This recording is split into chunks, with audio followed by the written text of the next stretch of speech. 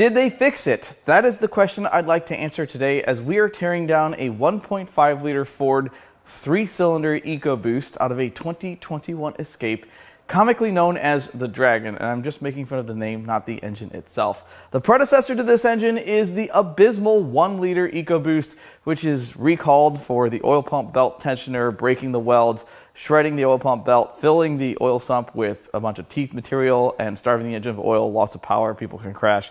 That's the general gist of those engines. Would never recommend one of those. But are these any better? That's what we're going to find out today. Now, it was a little difficult to find one of these, mainly because they are mostly still under warranty. And getting warranty replacement engines on this stand, it just doesn't really happen. This 1.5 liter 3-cylinder Ecoboost can be found in the 21 Escape and the Bronco Sport. Makes 181 horsepower, 190 pound-feet of torque, which is pretty adequate for its displacement. Now, this particular engine is out of a 21 Escape. I did not get a story with this, but all late model Ford engines have the last 8 of the VIN stamped to the block right here. Well, in different places depending on the engine. So I got a hold of my local Ford dealership, got the entire VIN, had a Carfax run, and I can tell you that this vehicle is still on the road, that this engine came out of. And when this was replaced, it was somewhere around 70,000 miles.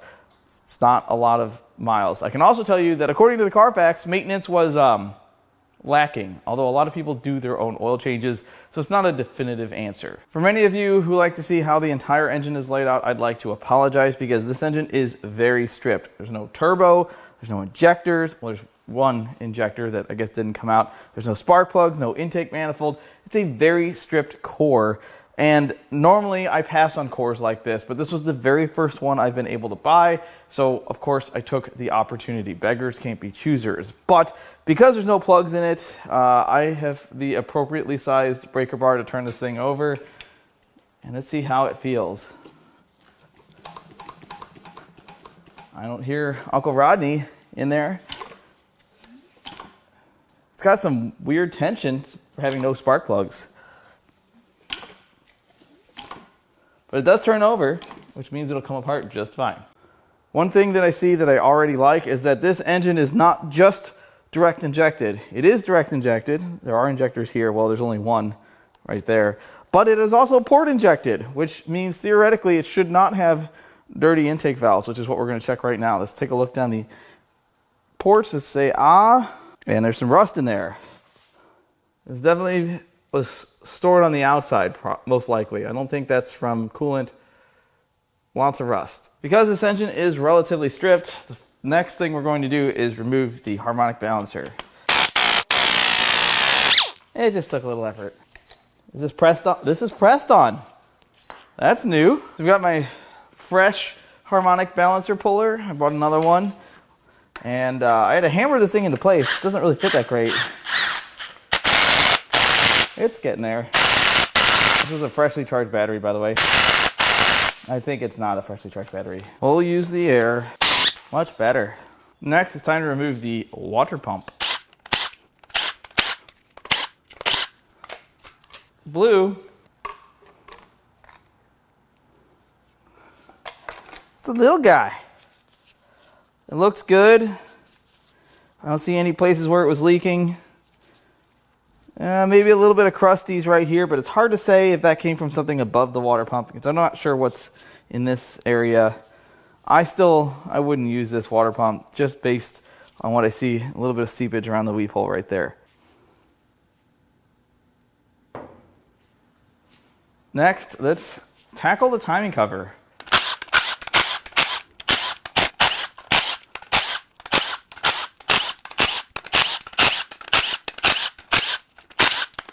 There's just a few bolts. All right, that's a 13 millimeter and that's a 13. Oh, those are pretty tight. I believe that is all the timing cover bolts. All right, what's behind here? Gave you places to pry, which is pretty nice. Well, they gave you places to pry. It looks like there's jacking bolts here. We're going to ignore those completely and do things the wrong way.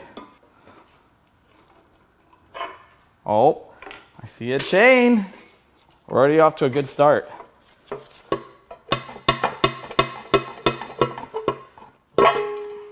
No more wet belt. For all of those that said the wet timing belt was a great idea, well, if it was such a good idea, how come Ford doesn't use it anymore?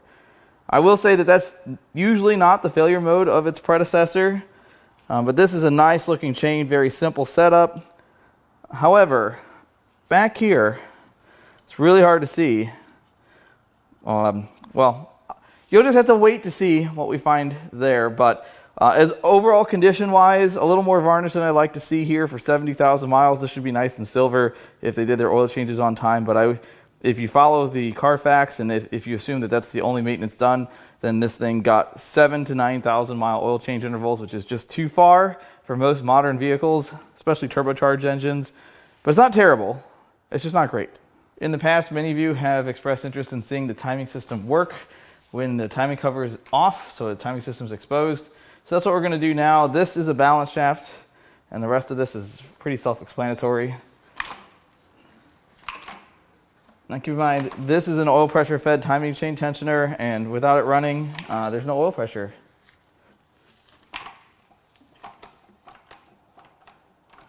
I don't see anything abnormal here. Let's go ahead and peel the timing system apart. Start with the tensioner.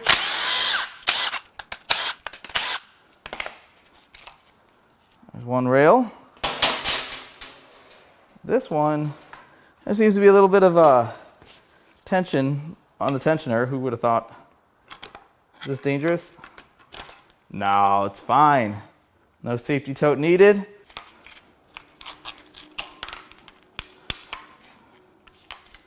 There's the other rail. Go ahead and relieve this engine of its chain. That's a decent chain. Yeah. Let's take a look at these guides. So while the front side doesn't seem to have a ton of wear, that all looks good. There's a little bit of wear right where the tensioner presses against. I would say it's typical, but this rail is actually bad because the retaining clip is broken. So this is no longer a viable component. It's not supposed to be flapping around in there. So that rail would need to be replaced if you're going back together. The next thing I'm going to do is remove these oil control solenoids. I think these two are for variable valve timing, and I'm not sure what that one does, although I'm sure someone will mention that in the comments. A lot of times, should there be any metal in the oil, suspended in the oil, the screens in these things will kind of filter them out, and you'll be able to see signs that the bearings are coming apart. It's a good way to diagnose an engine noise. Boy, this is really a crusty engine. This is from Ohio, so lots of salt, I guess. Oh, that's pretty not good. Does this one come out easy? It's fine. Don't worry about that. I caught it with my foot. Holy macaroni. So the big solenoid in the center, that looks pretty good. But look at the junk on that. That's sludge. It's gritty. Uh-oh. Is that metallic? I can't tell. But yeah, it's got a little bit of a metallic texture to it. I've never felt sludge not feel slimy, so I just don't see a bunch of metal. Maybe it looks different on camera. Either way, that's really a bad sign to see that in the oiling system, because there are lots of small passages, and whatever this is can, oh, I see a little glimmer. Yikes. But a lot of this stuff can clog all the small passages and cause all sorts of issues.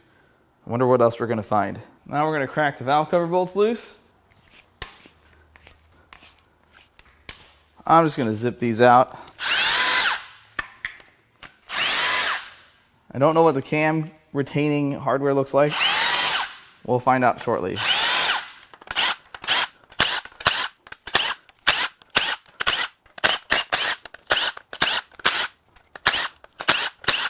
All right, that should be all of them. See if our friend Blue here will help us out. Oh wait, I missed one right here.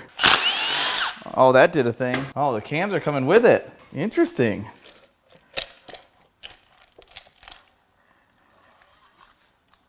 Well, I did not really expect that or that. So this is very peculiar, and the first one I've seen like this. This is non-serviceable, which means you can't remove the cams from the valve cover. I'm not sure how they make this other than maybe pressing it all together, but I'd have to think the effort in assembling this would outweigh the effort in machining all the caps, but maybe I'm wrong. That's not my field. But either way, the cams spin. There's just no way of removing them. They are part of the valve cover. So the valve cover has the caps built in, both top and bottom. And in reality, this makes a lot of sense because if you tear up a cam, you've torn up journals. If you tear up journals, you've torn up a head. In this case, when you remove this as a unit, you can replace just this. If the cylinder head is not damaged in the rocker area or valve area or combustion chamber, you can just buy one of these, but I'm not sure of the cost. As far as condition, we can't really check to see what the cam journals look like, but we can look at the lobes. And the fuel pump lobe has some wear on it. It's by far the worst looking one. The rest of this all looks pretty okay.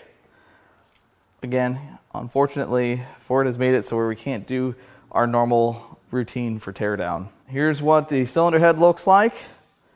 I don't see any bent valves. You can tell by the height of the rockers.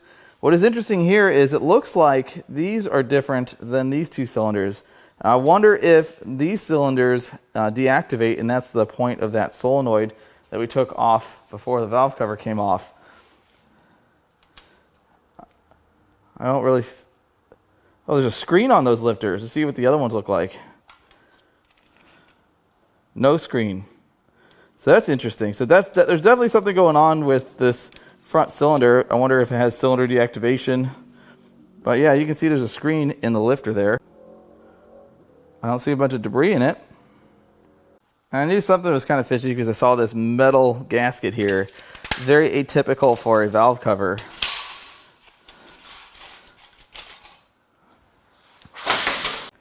Now it is time to crack the head bolts loose. These are T60 flavored.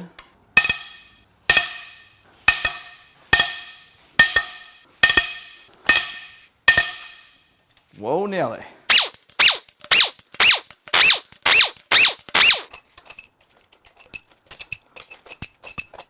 And let's pull its head off. Let's see what we have here.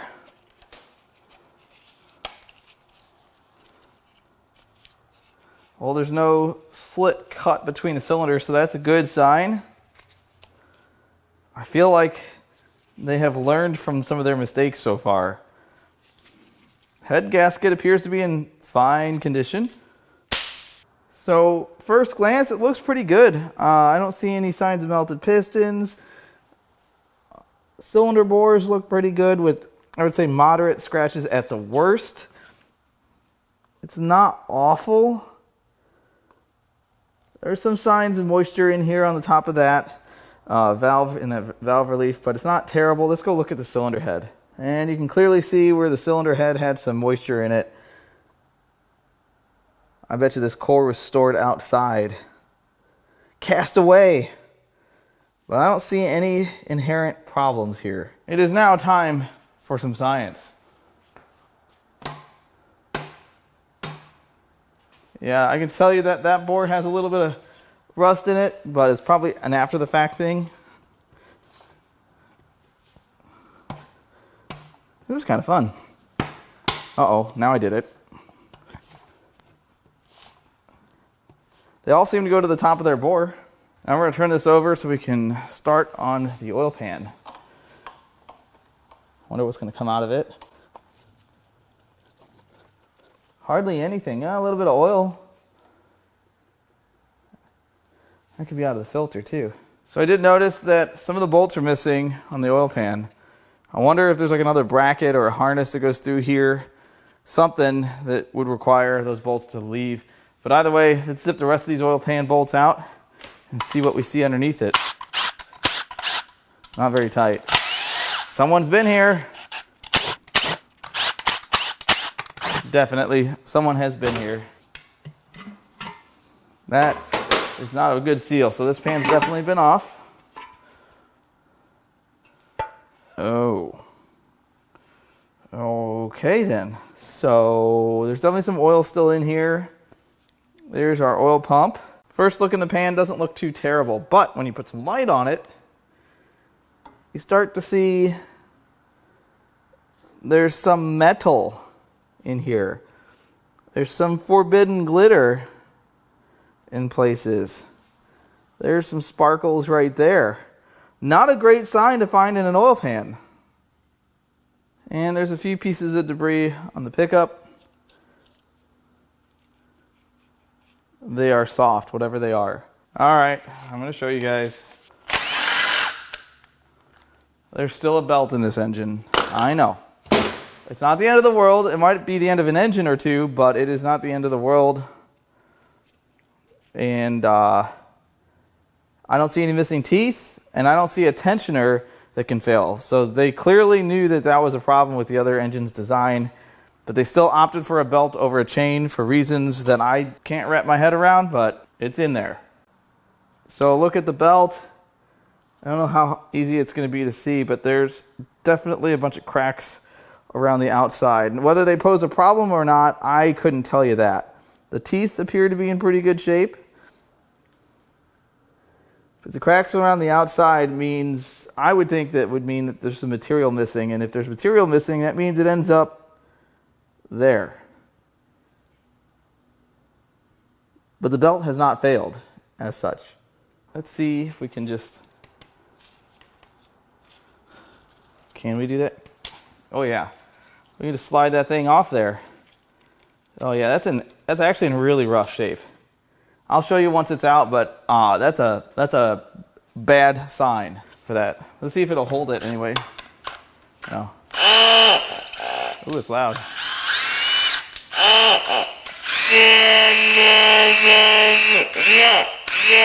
All right, I'm done playing. Let's get this oil pump off.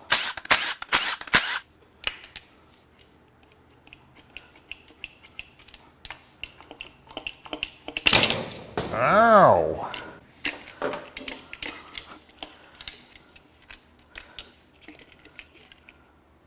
I could have gone without that. Let's go ahead and take this oil pump apart the best we can.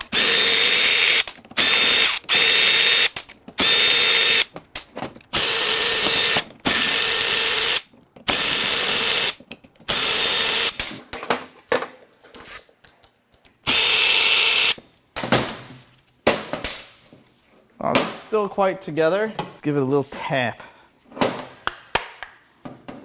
Sometimes that's all it takes.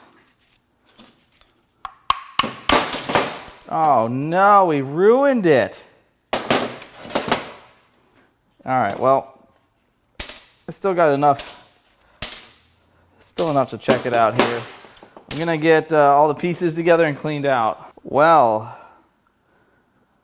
there's definitely some wear, but I don't really see anything. There's no smoking gun in the pump, if that makes any sense. None of this is horrendously damaged. Wear is present, but it's not totally destroyed. Now, there are some chunks, as you can see in there, and I can't really get them out easily. But they aren't metallic. At least I can't get them out with a magnet, and I can't get them out, and I can't feel them. So they're not hard, they're soft, whatever they are. Next, we're going to remove the oil filter with my small pliers.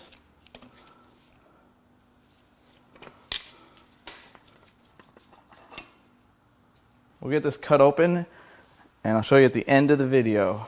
Now it's time to unbolt the bed plate. Since I don't really have good access to all the rod caps, I need to get the bed plate out, and then we can get all the rods and pistons out. Let's see how tight these are. Tight is the answer. Not too tight.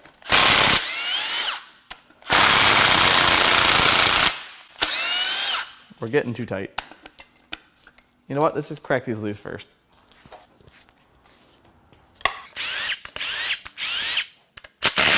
Oh, I missed one.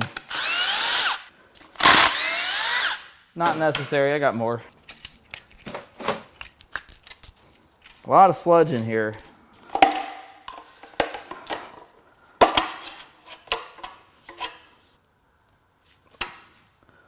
see, did they leave us any good places to pry?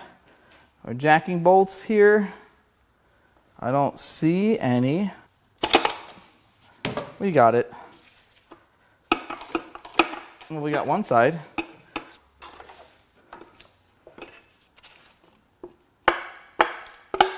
Bed plate is off.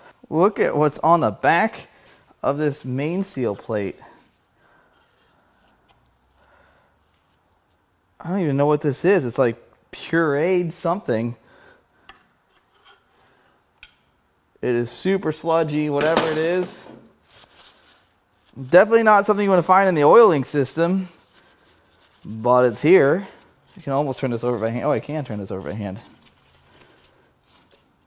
This should be pretty easy to get apart. At this point, let's go ahead and crack all the rod cap bolts loose.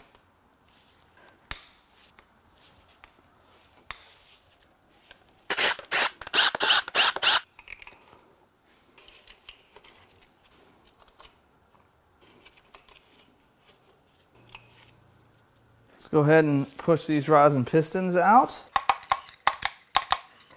You know what, we might just turn the crank over and push them all to the top.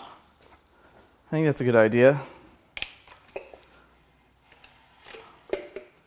Uh-oh, bad stuff has happened. Oh, that is gone. All right, well, we got more of the way there. We're still draining some oil, by the way, so whatever fell is in the pan.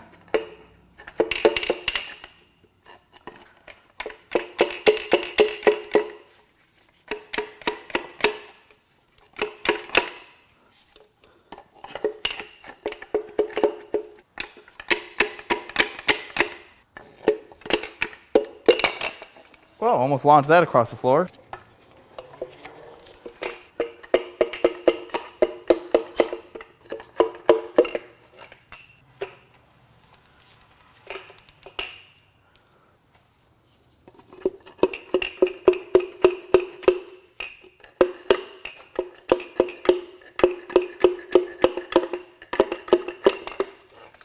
All right, I'd like to point something out real quick. Say you think that your oil pump belt is bad. And again, this is a conversation that may or may never happen. But you want to replace it. What are you supposed to do? Pull the balance shaft out? Timing system off? Are you supposed to pull the bed plate off? I mean, you might as well just replace the engine if you're going to replace this. So you can't get this out. But we're going to try to get the balance shaft out next. There's a couple bolts to hold retainer and should slide out. Let's turn this over till they are exposed. There's one. All right, so there's only two. One is always exposed and the other is right here.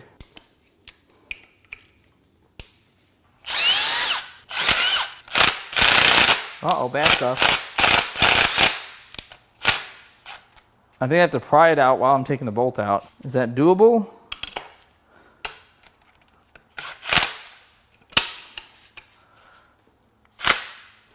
Maybe the crank's got to come out first. I'm not sure how this comes out, but either way, I don't want to mess anything up because you know how we rebuild all the engines I tear down. All right, we're just going to come back to that and let's worry about the crankshaft. All right, let's crack the main cap bolts loose.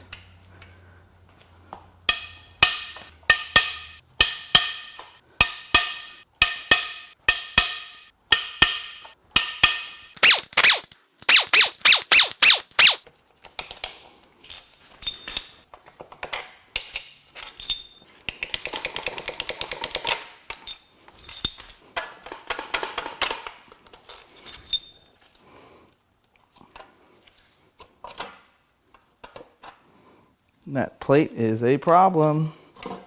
Now it's not. The oil pump belt is free.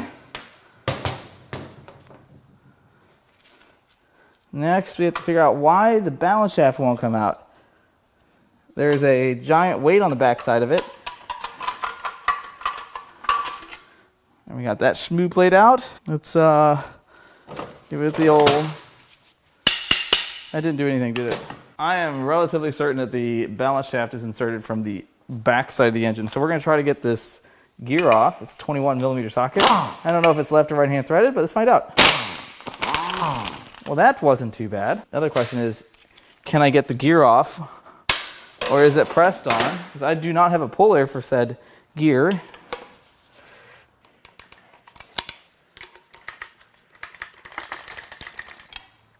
I don't believe I'm moving it. I'm going to actually thread the bolt in there just a little in case it comes flying. Let's get the slightly larger bar on this.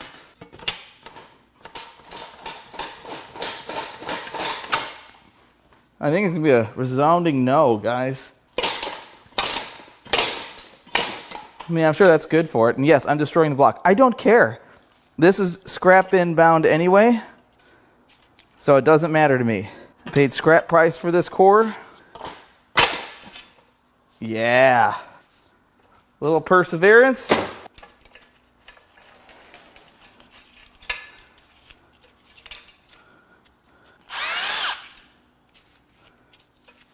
But now, the shaft is falling out of the back.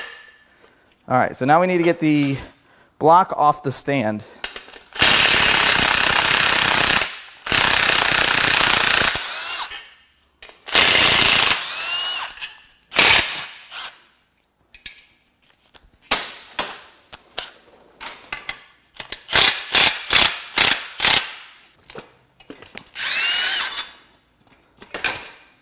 It's fine, don't look at it.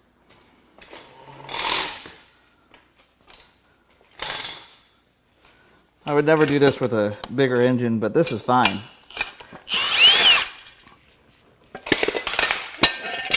Oh no, it's coming out. Unsolicited.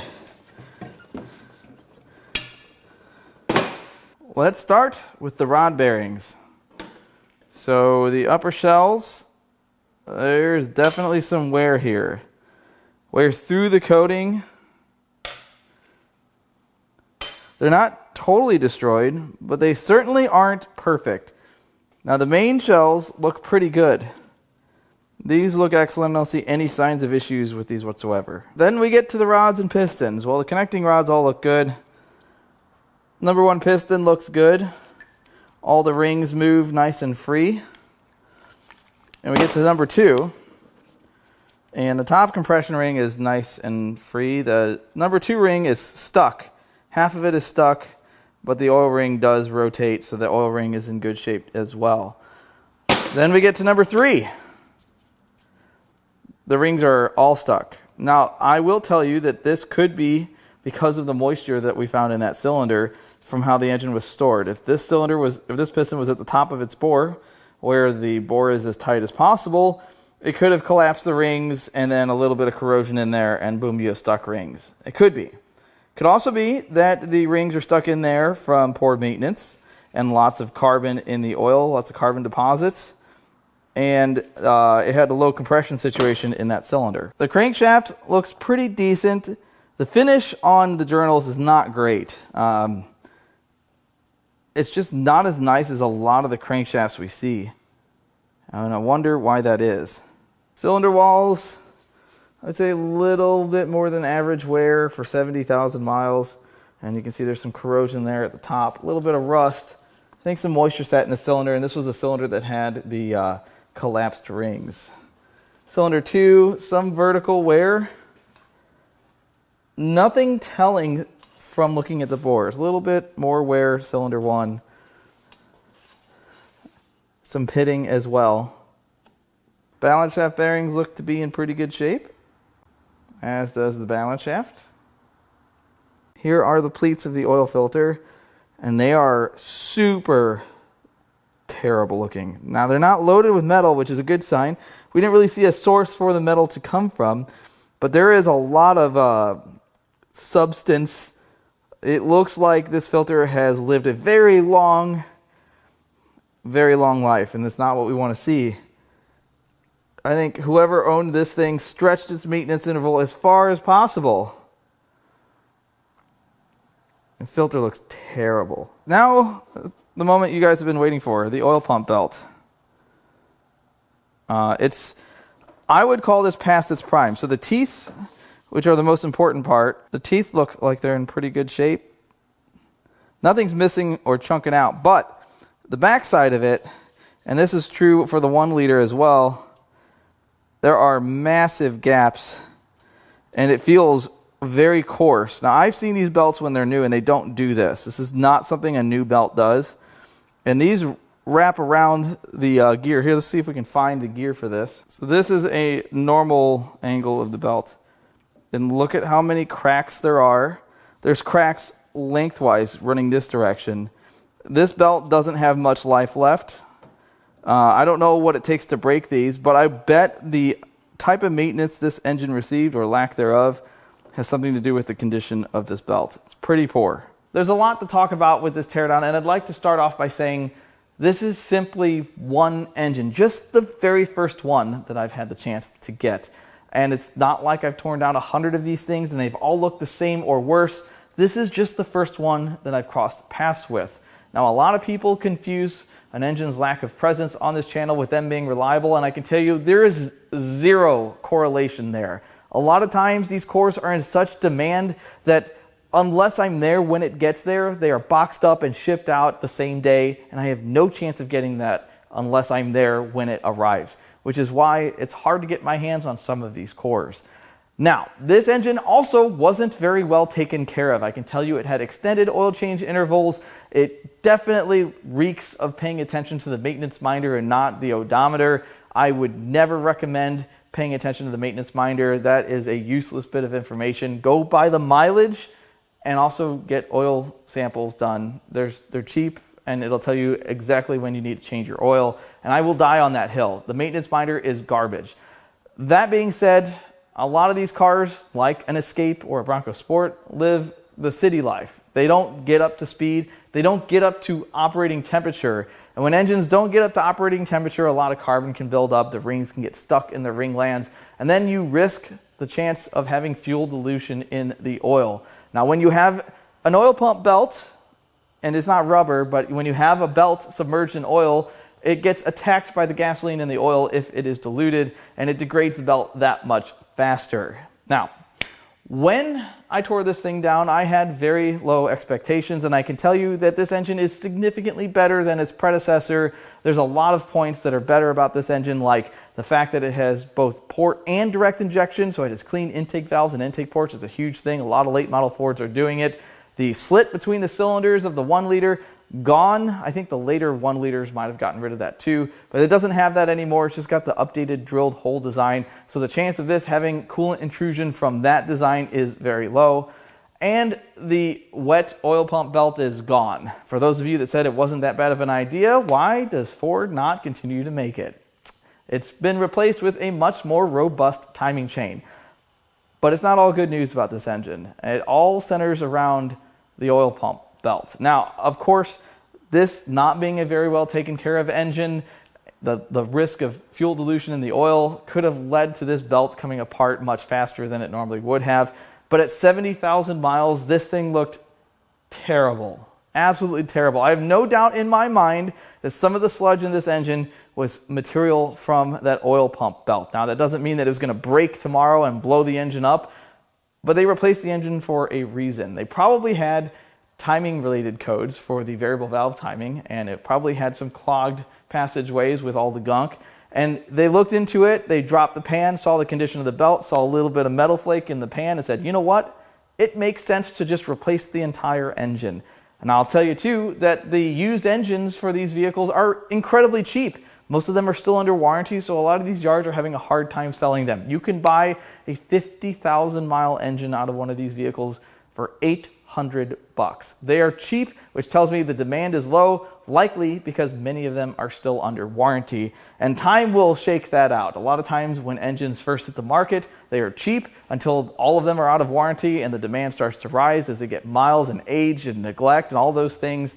And then we find out what the actual demand is for these engines. But in this case, I think whatever shop worked on this thing made the right call. Certainly, the effort it takes to replace the oil pump belt would be far outweighed by just replacing the engine with a used one. That being said, if you buy a used engine, what does that oil pump belt look like? These are the reasons why I would never recommend buying a car with one of these engines. Now, if this belt was a chain and it wasn't coming apart, I see no other glaring problem with these engines, but the belt at 70,000 miles looked terrible, and even though this engine wasn't very well taken care of, you can't tell me that all of the other ones are going to be taken care of very well. This is a vehicle that's inexpensive. It's an entry-level vehicle for Ford, and the people that buy those vehicles generally are reactive and not proactive with their maintenance. And knowing that, you would think they would make this a little bit more idiot-proof. That's the best way I can put this. Now, I didn't really intend to tear this thing down to sell a bunch of parts, but if you'd like to buy any parts out of this engine or anything else I've torn down, you can email us. I'll leave our email in the video description. You can also go to Importapart.com and peruse our inventory. I've been uploading our parts cars every single week. Got lots of new stuff in. I really hope you enjoyed this teardown as always. I love all the comments, all the feedback, and even the criticism. I love it all, and I'll catch you on the next one.